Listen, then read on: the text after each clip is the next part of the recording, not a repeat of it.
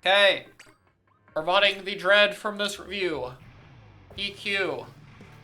This is a team, though. Or is this a team? Both teams got the same team tag. Do we got like an 8-person team running it in-house? Or is this just... I don't know why this is here. Anyway. We're gonna do our usual pre-watch. So we're gonna watch the game. And just get like a little basis as to what's going on. Let me turn down my game volume on my end.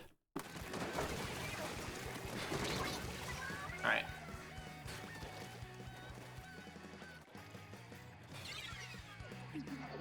We're gonna watch the game. And then we're gonna... Yeah. We're gonna talk. Alright.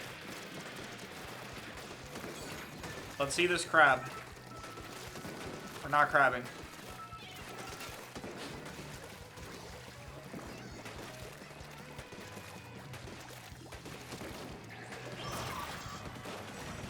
Okay. Nice kill. Kill the jump. Alright.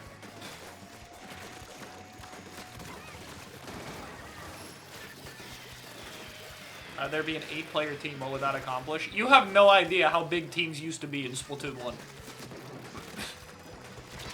There were entire sub-teams. Some of them had cool names. Shoutouts to Extermination and Extinction.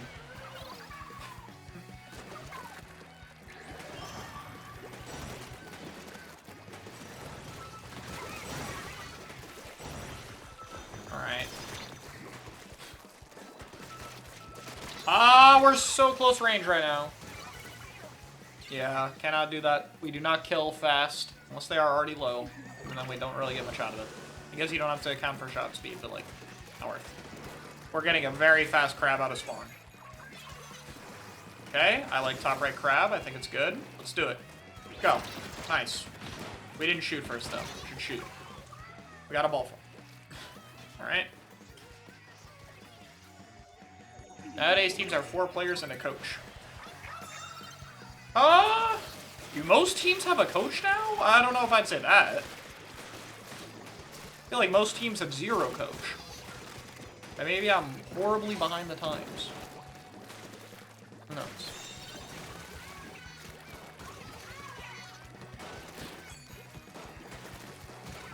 Nice.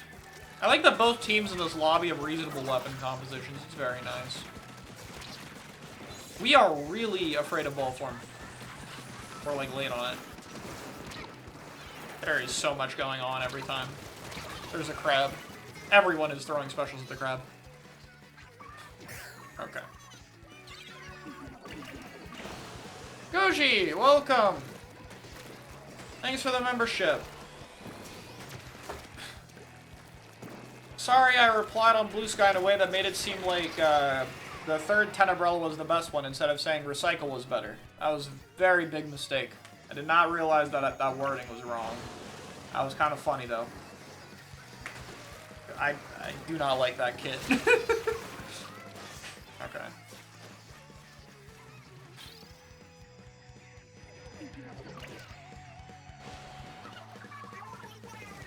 I mean, old teams just used to be huge. It was just how it was. People just sub frequently. Nowadays, it's more commonly known that that's generally not a good idea, but at the time, nobody cared, dude. We're peeking so close to the ledge. It's also just a bad spot to be.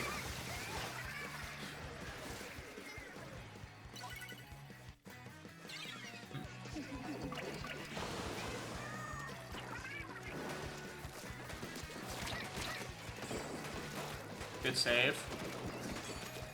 Crab! Wiper's gonna stall so long because we're not grabbing it. Yeah. Capweeze, thank you so much for the membership. Appreciate it. Alright. It's probably the end of the game. I don't think we have time. Okay. My wrist started hurting too. Did yours feel better? Dude, I am not a doctor. Like, this is not who the question is for. I don't know. Okay. So, generally... Wait, what gear do we have? I didn't even check. Okay, we have combat gear, so we're not running crab charge. So, we have kind of two ways of opening with a weapon that paints this fast for such a good special of crab, which is either you're playing for the crab or you're not. I don't want to see anything in the middle. It sounds really simple, but there are so many people who will roll out to the center of the map and have no idea what they're going to do there. And this looks like one of them, right? We're here. And at this point, we haven't farmed crab at all. We're not doing anything for crab. So this position doesn't really make sense, because the whole point of going here is you go here, you clear the flank with your main weapon, and then you scale forward if possible, or if not, you pop crab up here, and your team walks in. But we have no crab charge at all, so we get up here, and now our movement's really limited. We're not in a position to help the rest of our team. We're not in any form of meaningful cover, right? So we don't have anything to do once we get to this position. You can clear the flank, but you can't scale from here, right? Because you don't really want to put your main weapon down here as Dread. You know, you're not a mobile weapon. It's easy to get cornered here. You can kind of play it if it's really cleared, but you really only go here if your team has already taken the middle of the map. Because this weapon is really good at, like, just controlling this space without occupying itself, which is what happens later, and we'll get into that. Thank you, Nell. I really appreciate that. I definitely have a rambling problem as well, so I'm not immune from that. Anyway, the opening just has no game plan. You get to a position, but you don't have anything to do from it because we didn't play the very early part of the game properly when we rolled out. So we have a passive game plan with no crab, which is the thing that lets that work. Generally not work. Not walking forward is bad. I also would not shoot at Stamp. Just swim away from it and stall, especially if you have your teammates there. Like, you only shoot it if you have no other option, because Dread shots get eaten very easily. So, another thing that I noticed is kind of indecisiveness. So we're up here, and we farm our crab, right? And we get crab really, really fast. Why do we not go? Now, I don't know, because the person I'm botting is not in my chat, as far as I know right now. So I don't know why we don't hit go. But if I'm here, right, where you just took someone out from their team, we're already in a crab position, right? Just like we were on opening. Why not just send the crab here? Because you want your team to scale as fast as possible. You want to move forward quickly. That's very good. Everything else from here wastes time, because we're not pulling in an effective position. We're not pairing with our teammates for fights here. So we have nothing to do up here but pop crab. So not using it just wastes time, right? They're going to start making threats, which, you know, I think was the S-Blast play. And even here, like, we're still turned around instead of just going forward. So this seems like my assumption would be, given this is support, is we're worried about trying to help our team. But what the team needs out of you is just to, like, pop your special and go, right? You can't be turning around and, like, being worried about what's going on behind you too often. You have to make threats, or the other team is going to start making threats. And you can't play the entire game responding to what the enemy team is doing. You will always be slower, right? So same deal here, right? If we walk forward and we get this space, then just, again, pop crab and go. Like, swimming in, same deal. Now, by the time we've popped our crab, it's reactive here, right? So they pop Kraken, we pop crab, and now they have a special in response to ours. Luckily, the Kraken doesn't go for you, right? But if the Kraken decides to double team with the S-Blast, you're kind of screwed. Still, though, like, look, you crab, your team walks forward, it's, you know, it's all nice. Alright, we get some damage on the wiper, which is good. Nice kill. Where do we go from here? Okay.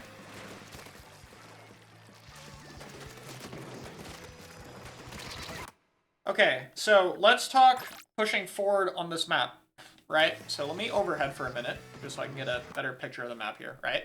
So, I'll go further back. Right? So, the big way this map plays out is this map is kind of L-shaped at this point in the game. You can kind of see it. Like, from the wiper to where the shot used to be, you can kind of draw, like, an L of, like, flat map terrain that kind of, like, meets up at this little block structure below the E-liter icon. I don't have a mouse to show on the screen, so you're going to have to visualize this in your head. I know it's going to be a little... It's not the most professional, but this is just a random stream I'm doing, so we're going to look, right? So, in this map, the reason lockouts are annoying here, because it's very easy to condense the enemy team into one location, while your positions stay very spread out. In addition to that, stack is very powerful high ground. It's very strong to play at. So, what you're trying to do is condense the enemy team. What the enemy team is going to try to do is they're going to use this lower area down here and this upward area up here, and they're going to try to find somewhere to push in one of those angles. So either there's going to be some long-range pressure up here you have to deal with, or maybe a dually will drop in here and be annoying, or someone will like try to flank around here and clear this part of the wall, right? So they're fighting for either of the corners of this L shape here, and they're using that to pincer your team into the corner, basically, because if they get this side, they can wrap around behind you, and if they get this side, they can take the high ground, and your team doesn't want to fight down here, right? This goes for any team structure on this map. That's just how Barnacle works, right? So when you get lockout, you cannot play both sides at the same time. You have to commit to one. Part of your team will be over there, part of your team will be on the stack, and you have to decide which is which. So here, you're playing stack, and you're trying to contest snipe. But because you're rotating to the right side of the map, you can't see what's going on, and you're also really exposed to like any kind of enemy attack. And you might be able to clear the snipe, but being here is really good when you already have this right side cleared, because the idea is that you're controlling this side. If the enemy team has to like push past snipe and dive you here, you have all this cover you can play around. You can throw shots over the wall when you can't be shot back, and your job is to be, minimal resources holding this corner so that your team can invest into, pushing in on the other side of the map. All right, that's the general idea. But if this part isn't clear, it doesn't work. Furthermore, right, you're rotating out of that position into a position your team is already covering. Look how many of your teammates are also already over here trying to deal with the shot, right? Meanwhile, this left side of the map is now just vacant, right? So your team now has to switch over here. There's so much unnecessary rotation going around between, like, you have players who are covering one part of the map, and they're just switching sides with each other. And instead of switching sides, that could be used to walk forward, or simply hold the side we were already in, and we will save time. And it also lets the shot walk through again. And now the bow has to deal with the shot. We'll finally take this guy out, who has, like, now pulled, like, 3 people. Right. Anyway.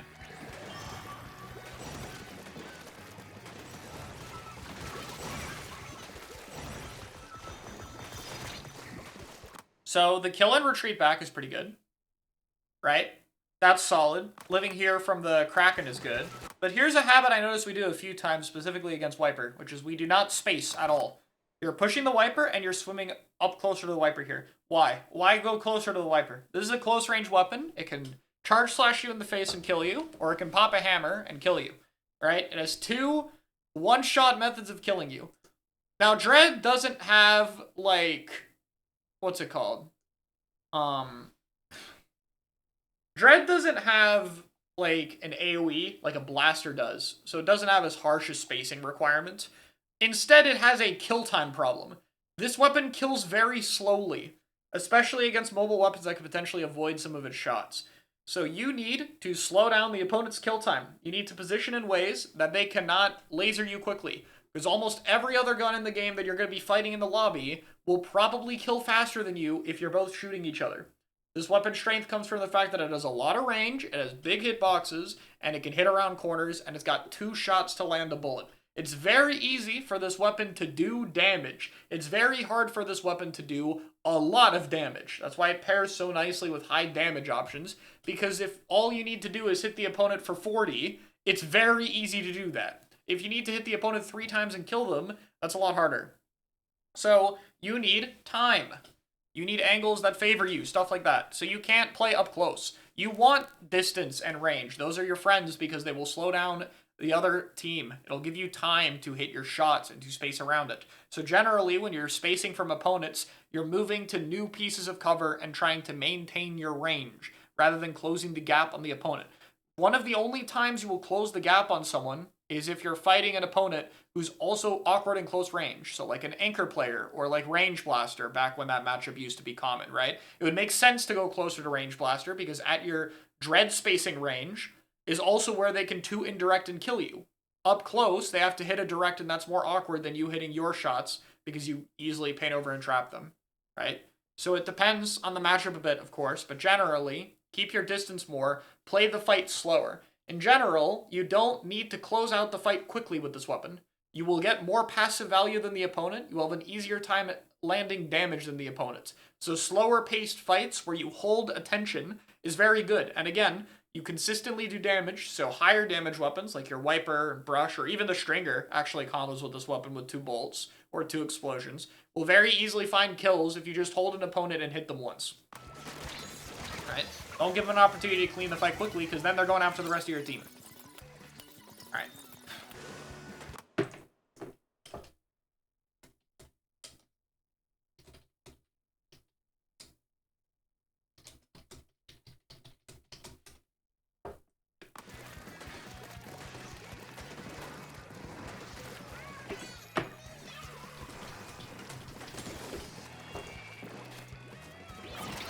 Okay. Other thing I would say with Crab. Small thing with Dread, right? Shoot your weapon, then pop Crab. If you hit a 90, you pop Crab, cancel the end lag, you AoE, and you instantly get a kill. If you hit 1 bullet, right? You Crab, you AoE again, and it's a kill. Also, your shots are going to paint the opponent, and it's going to make it harder for them to move. So generally, unless you have really nothing to do with your main weapon, you want to shoot and then pop Crab immediately after. That'll be a little more beneficial.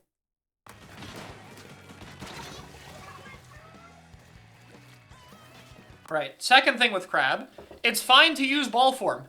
If you are being shot at as a Crab, you're taking attention off of your team, right? And that's a good thing, especially if a lot of people are shooting you. This goes into, like, obviously your Crab has to be positioned well enough to have follow-up, but as long as your Crab is positioned well to where you have help, tanking damage for a little bit is fine, get your health back, and keep shooting.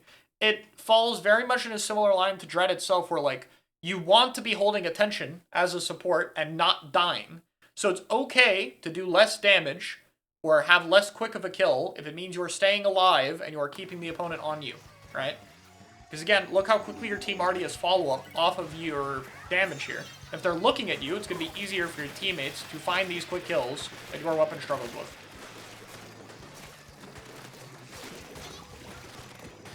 Okay. Crab startup? Crab startup's not a big deal. Right, so this is a good example of spacing, right? You shoot the S-Blast, and you're staying away from them, and you're using the middle of the map, and you're staying outside the close-range AoE. You're giving them awkward spots, you do damage, you hold their attention, your teammate gets the kill, right? Because if we switch to the S-Blast POV, right, so we can see what this looks like. Right, this is what the S-Blast sees. Right, S-Blast kills 2. They're looking at you. And you notice how they don't notice the brush until it's too late because they're watching you, right? That's your job as a support, or any mobile weapon is oftentimes trying to do that. You want to be the thing that they're looking at. Okay, same thing here. Take damage. Just use your ball form. Reposition. It's fine. The main issue with this Crab is that it's central. If I, like, pop this Crab here, which is fine because you're using it to stay alive, you were afraid you were going to die. I'm assuming, right?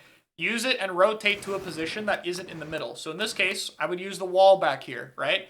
Clear the wiper from the corner with your team, and then you could have your back to the wall, and everyone's coming from one direction. You'll be able to see them. Crab positioning is just that of an anchor, but it's like temporary. It's like for 8 seconds you have to be an anchor.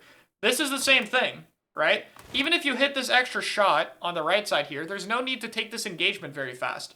What's the shot going to do if you just sit behind this wall and pre-fire them, right? And you just stay alive and you paint and you shoot over the wall. They don't have a way to kill you, like, realistically. And if they want to round this corner, they're going to take damage and you're going to have the ability to, like, one-burst them, right? And that's totally fine. So even though you round this corner and you hit your shots, it doesn't matter. Like, whether you hit the 90 or not, the shot's just going to kill you too quickly. So you can't give them that damage in the first place.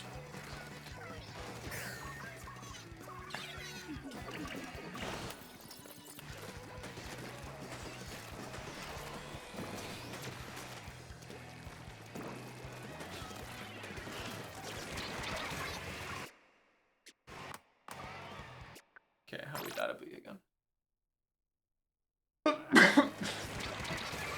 Okay, we just walked into Booyah. All good. Happens.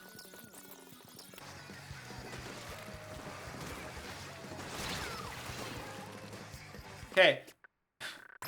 Chat, let's look at this from overhead real quick. What's the problem with this rotation in the mid? Anyone want to take a guess, right?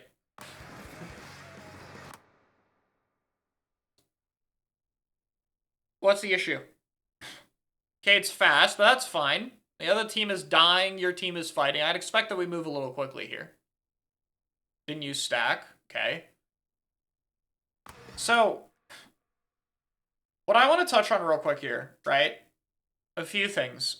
First off is how we approach it in the middle of the map, right? Or approach to a key position, is that we're kind of central here. So you have small amounts of cover here, whether it's this little thing in the wall or the blocks over here, that make it harder for your opponents to see what you're doing. Because a lot of the time, when you're going into the middle of the map, you want to be moving through pathways that are a little bit harder to see. So it might sound like really small here, but look at how the wiper isn't detected until they're already past these blocks here because they went from the right side, right? So they're getting shot at now. And like same thing for the brush, they're able to make it a certain distance before the enemy team is able to start dealing with them. Going through here by comparison doesn't really have any benefit unless you're trying to go left side into this corner in which it's like slightly faster. So your rotation is narrower.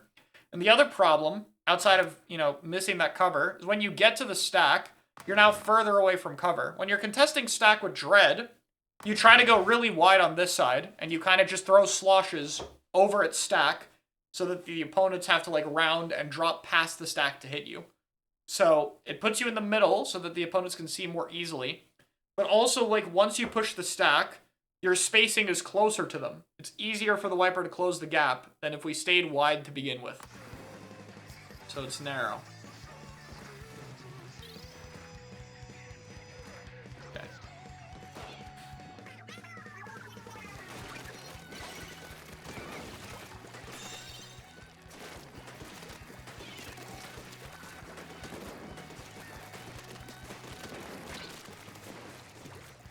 Okay, small note, I'm going to be nitpicky here. This is going to be very nitpicky. But, okay, again, think about what your job is over here. If you're on right side, you're damaging snipe, your job is to keep the right side of the map clear. So the problem here is that we're looking over to the left. Like, even just a little bit, and that's why I call this nitpicky. Look how far our camera is to the left. Look how we're shooting, like, further to the left of their snipe. If I pre-fire a snipe, I'm trying to hit closer to the right side, right? Because I want this area painted so that they can't drop on me as fast as possible. So it's a small thing, but even here, we're too close to the middle of the map. Just cover your side, right? Do your job. Don't be as worried about your teammates or rotating or anything. Just keep your position covered so that the rest of your team doesn't have to focus on it. If you can keep the side clear as one person, then the rest of your team can be 3 people on the other position and try to find an advantage off that. At the same time, if you're the only person watching a position and you get kicked out, it's going to be really bad. Now, luckily, the wiper leaves you alone here. But we didn't have paint behind us, which is a little unfortunate, and also something that I think is more your job as support. Like, yes, take a second, paint around you so that you can move away, especially as Dread, where every shot is very slow.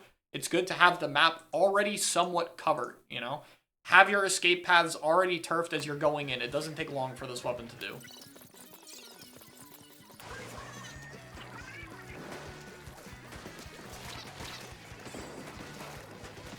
Okay, this is another spot where I, critique Crab on the pre-watch, where, look at this wiper. This wiper is a problem. They are going to try to get as wide as they can in your base. You don't have anyone in position to deal with them. They need to go down, or they are going to waste your time, and they are going to get rid of this angle that you're clearly playing to set up your crab for. So just pop the crab. They're already low. You already got a teammate. Yes, it's crab very early, but it's fast. You kill the wiper very quickly if you crab. You rotate and you shoot stack and you just go fast and you'll make up for the resource in the amount of time you get to scale. Because now, congrats, you haven't used crab, but look how much time and resources are wasted over here. And it's also very easy for the other team to punish. Even in the best case, they don't booyah bomb you and you eventually kill the wiper. I would rather use the crab if it means you get here 10 seconds faster than having to waste all this time trying to kill the wiper and then crab.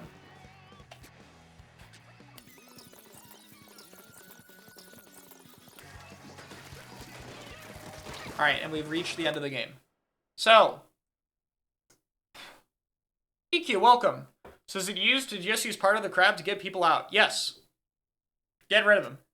The threat, they'll booyah you. That's a good point, right? What if they throw booyah at me when I pop crab? Right, let's say we go up here. Let's go back. I didn't go far enough. Right?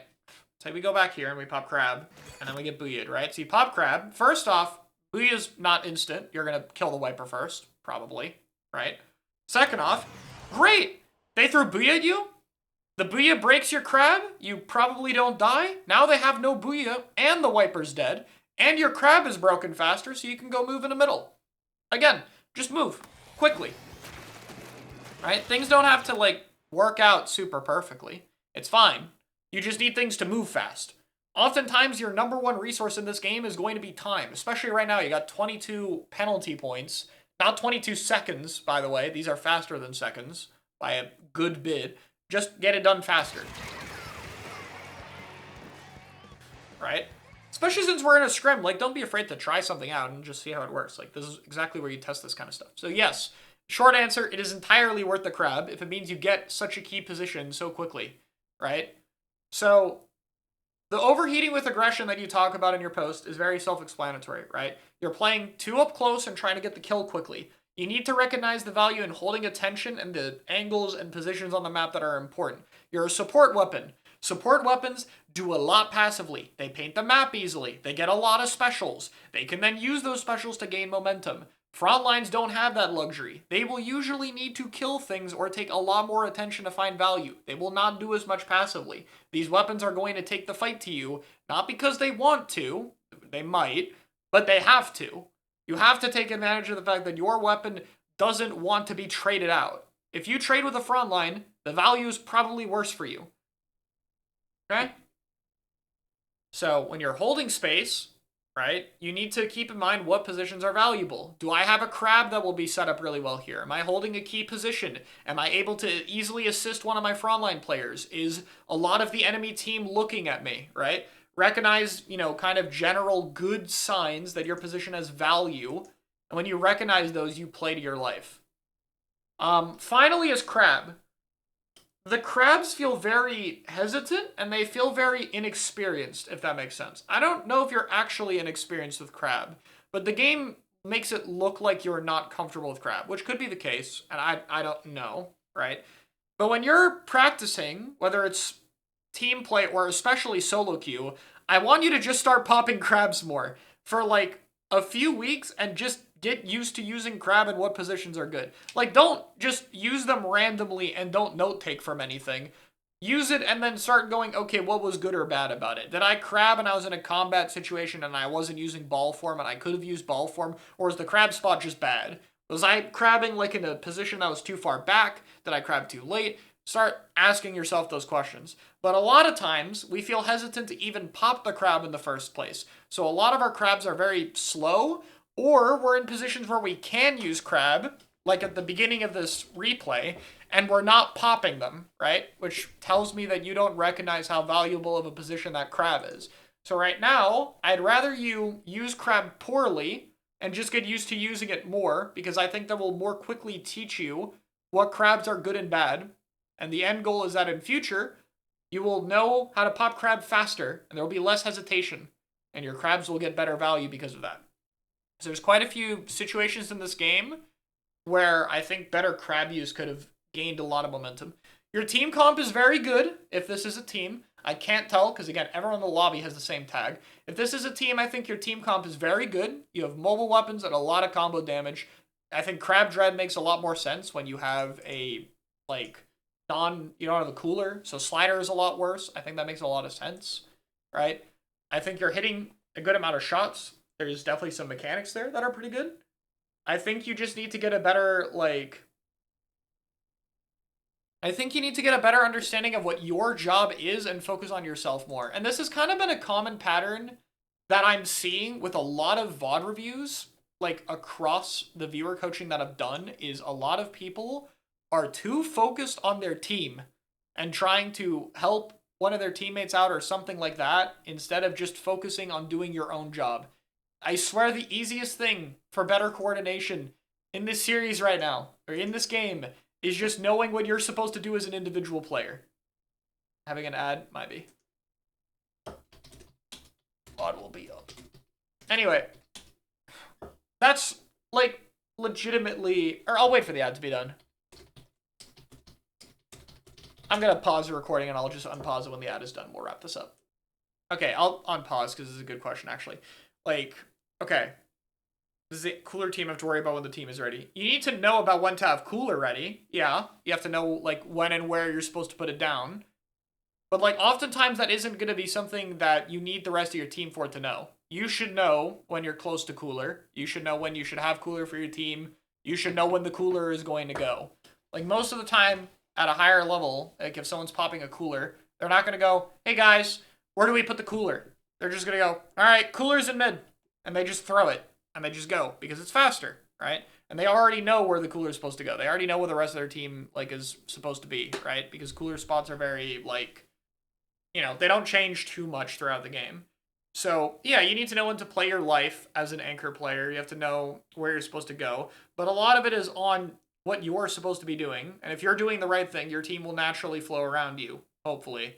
You know, obviously, solo will be solo queue. Sometimes people will troll. There will be general moments like that. That's where you can have some communication to help. Like, hey, I'm close to cooler. Don't fight yet. You know, that's totally fine if you want to make a call like that. And like cooler players will probably need to be the most focused on their team because their special value is dependent on it. Like the rest of their team playing off it.